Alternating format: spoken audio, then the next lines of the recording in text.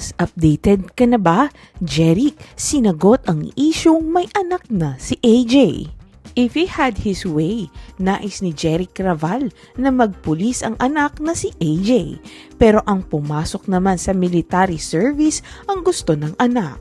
Nasa academic crossroads ngayon, kumbaga si AJ makaraang makapagtapos ng high school. Yun din daw kasi ang pangarap ng 47 years old na action star para sa kanyang mga anak. Gusto raw niya para sa mga ito na hanggat maaari, huwag na huwag papasukin ang showbiz. Katuwiran ni Jeric, ang edukasyon daw ay napakahalaga dahil hindi ito maaaring nakawin ng ibang tao. Ganun na nga ang bilib niya kay AJ, if only for her dogged determination to finish her high school studies. Siyempre, si Jeric ang subject ng interview ay hindi may iwasang ipasagot sa kanya ang walang kamatayang issue ng pagkakaroon ng anak ni AJ. Obvious na tinutukoy ang anak na sexy actress sa nobyong si Alger Abrenica. Ani ni Jeric, 12 lahat ang apo ko. Siyempre, pag nasa bahay, kinakarga sila ni AJ, pero wala siyang anak ni isa doon. Anong maipapayo ni Jeric sa anak na ayaw pa ring tantanan ng paulit-ulit na tanong? Pabirong sagot ni Jeric, lagi kong sinasabi sa kanya, anak, hayaan mo lang, sisikat ka. Take it from the father. Pilipinas, updated ka na ba? Jeric, sinagot ang isyung may anak na si AJ. If he had his way, nais ni Jeric Raval na magpulis ang anak na si AJ. Pero ang pumasok naman sa military service ang gusto ng anak. Nasa academic crossroads ngayon, kumbaga si AJ makaraang makapagtapos ng high school. Yun din daw kasi ang pangarap ng 47 years old na action star para sa kanyang mga anak. Gusto raw niya para sa mga ito na hanggat maaari, huwag na huwag papasukin ang showbiz. Katuwiran ni Jeric, ang edukasyon daw ay napakahalaga dahil hindi ito maaaring nakawin ng ibang tao. Ganun na nga ang bilib niya kay AJ, if only for her dogged determination to finish her high school studies. Siyempre, si Jeric ang subject ng interview ay hindi may iwasang ipasagot sa kanya ang walang kamatayang issue ng pagkakaroon ng anak ni AJ. Obvious na tinutukoy ang anak na sexy actress sa nobyong si Alger Abrenica.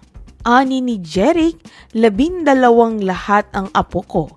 Siyempre, pag nasa bahay, kinakarga sila ni AJ, pero wala siyang anak ni isa doon. Anong maipapayo ni Jeric sa anak na ayaw pa ring tantanan ng paulit-ulit na tanong? Pabirong sagot ni Jeric, lagi kong sinasabi sa kanya, anak, hayaan mo lang, sisikat ka. Take it from the father. Pilipinas, updated ka na ba? Jeric, sinagot ang isyung may anak na si AJ. If he had his way, nais ni Jeric Raval na magpulis ang anak na si AJ. Pero ang pumasok naman sa military service ang gusto ng anak. Nasa academic crossroads ngayon, kumbaga si AJ makaraang makapagtapos ng high school. Yun din daw kasi ang pangarap ng 47 years old na action star para sa kanyang mga anak. Gusto raw niya para sa mga ito na hanggat maaari, huwag na huwag papasukin ang showbiz. Katuwiran ni Jeric, ang edukasyon daw ay napakahalaga dahil hindi ito maaaring nakawin ng ibang tao. Ganun na nga ang bilib niya kay AJ, if only for her dogged determination to finish her high school studies.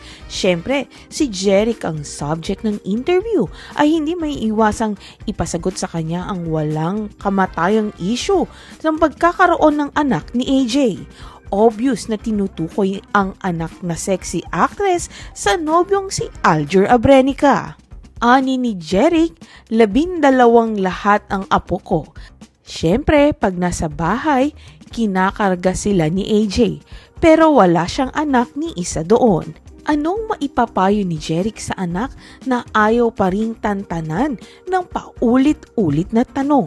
Pabirong sagot ni Jeric, lagi kong sinasabi sa kanya, anak, hayaan mo lang, sisikat ka. Take it from the father. Pilipinas, updated ka na ba? Jeric, sinagot ang isyung may anak na si AJ. If he had his way, nais ni Jeric Raval na magpulis ang anak na si AJ. Pero ang pumasok naman sa military service ang gusto ng anak. Nasa academic crossroads ngayon, kumbaga si AJ makaraang makapagtapos ng high school. Yun din daw kasi ang pangarap ng 47 years old na action star para sa kanyang mga anak. Gusto raw niya para sa mga ito na hanggat maaari, huwag na huwag papasukin ang showbiz. Katuwiran ni Jeric, ang edukasyon daw ay napakahalaga dahil hindi ito maaaring nakawin ng ibang tao. Ganun na nga ang bilib niya kay AJ, if only for her dogged determination to finish her high school studies. Siyempre, si Jeric ang subject ng interview ay hindi may iwasang ipasagot sa kanya ang walang kamatayang issue ng pagkakaroon ng anak ni AJ. Obvious na tinutukoy ang anak na sexy actress sa nobyong si Alger Abrenica. Ani ni Jeric, 12 lahat ang apo ko. Siyempre, pag nasa bahay, kinakarga sila ni AJ, pero wala siyang anak ni isa doon.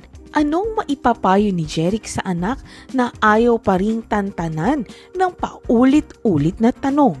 Pabirong sagot ni Jeric, lagi kong sinasabi sa kanya, anak, hayaan mo lang, sisikat ka. Take it from the father. Pilipinas, updated ka na ba? Jeric, sinagot ang isyung may anak na si AJ.